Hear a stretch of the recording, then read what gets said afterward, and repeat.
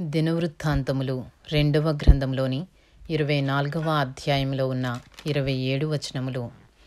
యోవాషు ఏలనారంభించినప్పుడు 7 సంవత్సరముల ఏడుగలవాడై యెరూషలేములో 40 ఏండ్లు ఏలెను. అతని తల్లి బెయేర్షెబా కాపురస్తురాలైన జిబ్యా యాజకుడైన యెహోయాదా బ్రతికిన దినములన్నీయు యోవాషు యెహోవా దృష్టికి యథార్థముగా ప్రవర్తించెను. యెహోయాదా అతనికి 2 భార్యలను పెండ్లి చేసెను. అతడు కుమారులను కుమార్తెలను కనెను. అంతటా యెహోవా మందిరమును బాగు చేయవలనని యోవాషునకు తాత్పర్యము పుట్టెను గనుక అతడు యాజకులను లేవీయులను సమకూర్చి, మీరు యూదా పట్టణములకు పోయి మీ దేవుని మందిరము బాగు చేయుటకై ఇశ్రాయేలీయుల అందరి యొద్ద నుండి ధనమును ఏటేటా సమకూర్చుచు ఈ కార్యమును మీరు త్వరపెట్టవలెనని వారికి ఆజ్ఞ ఇచ్చెను. వారు దానిని త్వరగా చేయకపోయినందున రాజు ప్రధాన యాజకుడగు యెహోయాదాను పిలిచి, ఆ దుర్మార్గురాలైన అతల్యా కుమారులు దేవుని మందిరమును పాడు చేసి యెహోవా మందిర సంబంధమైన ప్రతిష్ఠోపకరణములన్నిటినీ బయలు దేవత పూజకు ఉపయోగించిరి. సాక్ష్యపు గుడారమును బాగు చేయుటకై యూదాలో నుండియో యెరూషలేములో నుండియో ఇశ్రాయేలీయుల సమాజకుల చేత యెహోవా సేవకుడైన మోషే నిర్ణయించిన కానుకను లేవీయులతో నీవెందుకు చెప్పి తెప్పించలేదని అడిగెను. కాబట్టి రాజు ఆజ్ఞ చొప్పున వారు ఒక పెట్టెను చేయించి యెహోవా మందిర ద్వారము బయట ఉంచిరి.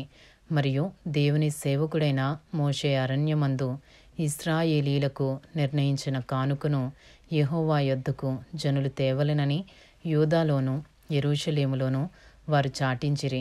కాగా అధిపతులందరూ జనులందరూ సంతోషముగా కానుకలను తీసుకుని వచ్చి చాలినంత మట్టుకు పెట్టెలో వేసిరి. లేవీయులు ఆ పెట్టెను రాజు విమర్శించు స్థలమునకు తెచ్చుచూ వచ్చిరి. అందులో ద్రవ్యము విస్తారముగా ఉన్నట్టు కనబడినప్పుడెల్లా రాజు యొక్క ప్రధాన మంత్రియు ప్రధాన యాజకుడు నియమించిన పై విచారణకర్తయు వచ్చి పెట్టెలోనున్న ద్రవ్యమును తీసి యథాస్థానమందు దానిని ఉంచుచూ వచ్చిరి. వారి చొప్పున పలుమారు చేయుట చేత విస్తారమైన ద్రవ్యము సమకూర్చబడెను.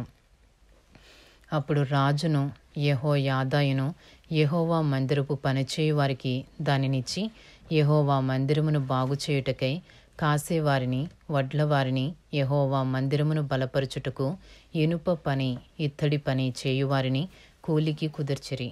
ఇలాగున పనివారు పని జరిగించి సంపూర్తి చేసిరి. వారు దేవుని మందిరమును దాని యథాస్థితికి తెచ్చి దాన్ని బలపరిచిరి. అది సిద్ధమైన తరువాత మిగిలిన ద్రవ్యమును రాజు నొద్దకును యెహోయాదా యొద్దకును తీసుకుని రాగా వారు దాని చేత యెహోవా మందిరపు సేవయందు ఉపయోగపడునట్లును దహన బలులనర్పించుటయందు ఉపయోగపడునట్లును ఉపకరణములను గరిటెలను వెండి బంగారముల ఉపకరణములను చేయించిరి. యెహోయాదాయున్న అన్ని దినములు యెహోవా మందిరములో దహన బలులు నిత్యమును అర్పింపబడెను. 2వ దినవృత్తాంతములు 24వ అధ్యాయము 15వ వచనము నుండి. యెహోయాదా దినములు గడిచిన వృద్ధుడై చనిపోయెను. అతడు చనిపోయినప్పుడు 130 ఏండ్లవాడు. అతడు ఇశ్రాయేలీయులలో దేవుని దృష్టికిని తన ఇంటివారి దృష్టికిని మంచివాడై ప్రవర్తించను గనుక జనులు దావీదు పట్టణమందు రాజుల దగ్గర అతని పాతిపెట్టిరి. యెహోయాదా చనిపోయిన తరువాత యూదా అధిపతులు వచ్చి రాజునకు నమస్కరింపగా రాజు వారి మాటకు సమ్మతించెను. జనులు తమ పితరుల దేవుడైన యెహోవా మందిరమును విడిచి దేవతా స్తంభములకును విగ్రహములకును పూజ చేసిరి. వారు చేసిన ఈ అపరాధము నిమిత్తము యూదా వారి మీదికిని యెరూషలేము కాపురస్తుల మీదికిని కోపము వచ్చెను.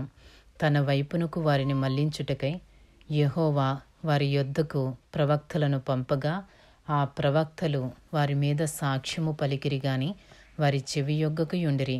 అప్పుడు దేవుని ఆత్మ యాజకుడగు యెహోయాదా కుమారుడైన జకర్యా మీదికి రాగా అతడు జనుల ఎదుట నిలువబడి, మీరెందుకు యెహోవా ఆజ్ఞలను మీరుచున్నారు? మీరు వర్ధిల్లరు. మీరు యెహోవాను విసర్జించితిరి గనుక ఆయన మిమ్మును విసర్జించియున్నాడని దేవుడు సెలవిచ్చుచున్నాడు అనెను. అందుకు వారతని మీద కుట్ర చేసి రాజు మాటను బట్టి యెహోవా మందిరపు ఆవరణము లోపల రాళ్ళు రువ్వి అతని చావగొట్టిరి. ఈ ప్రకారము రాజైన యోవాషు జెకర్యా తండ్రి అయిన యెహోయాదా తనకు చేసిన ఉపకారమును మరచినవాడై అతని కుమారుని చంపించెను.